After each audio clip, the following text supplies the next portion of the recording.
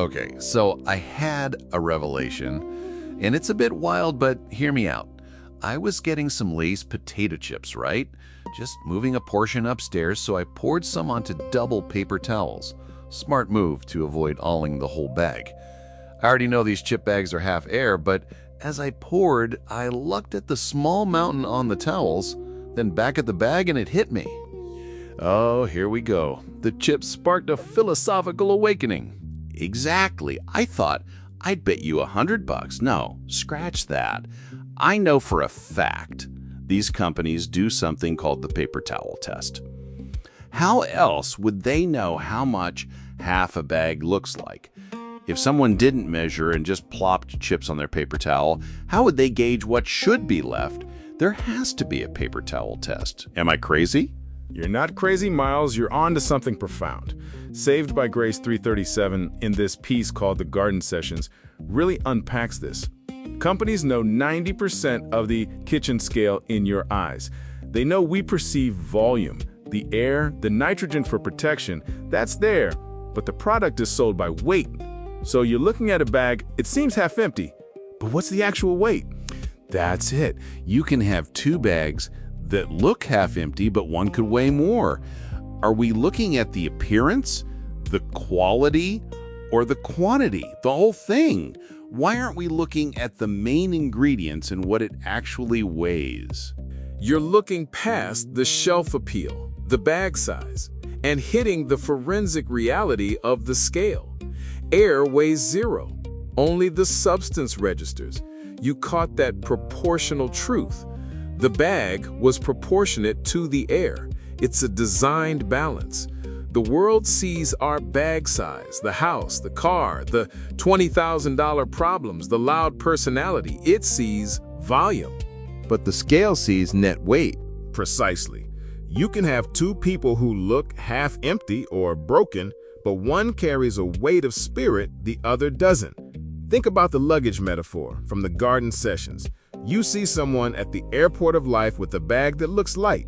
You assume they've got it easy. You see that comparison. Some bags weigh more than others, even when they look half empty. Then you open that bag, and it's not a swimsuit. It's trauma. 15 years on the street, legal battles, generational junk. That bag is packed with lead. As a medic, I've opened a lot of bags, patients, and found the inside weighed way more than what the outside showed. So it's not about how full the bag appears, but the main ingredient.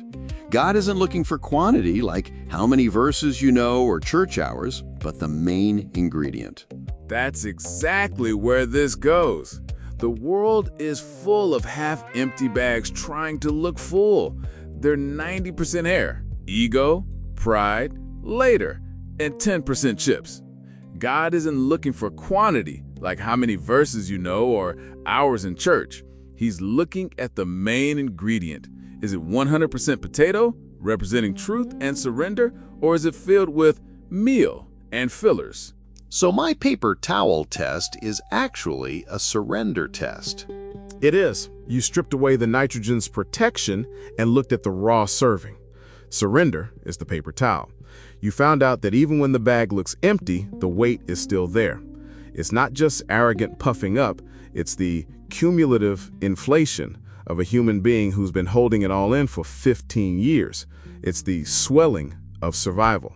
The trauma nitrogen, as it's called in the text, the silent inflation.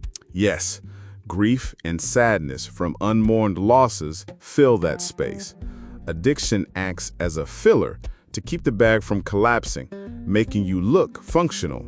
It's a protective lie, thinking if you stay puffed up with anger, sadness, or busyness, no one can see how thin the chips actually are. But there's a limit to that pressure. There's a pop, a trauma threshold. It could be a legal battle, that $20,000 stressor, or just a routine day that hits the failure point. When that bag pops, the grief, air, and anger nitrogen leave. In a second, all that swelling vanishes. You're sitting on the paper towel of reality. That's the moment you find out if there's substance under the sadness. What's left after the pop? That's the main ingredient reveal. If the bag was 99% trauma nitrogen, then once it pops, there's nothing left but dust. That's the mighty man becoming tender, like Isaiah 131.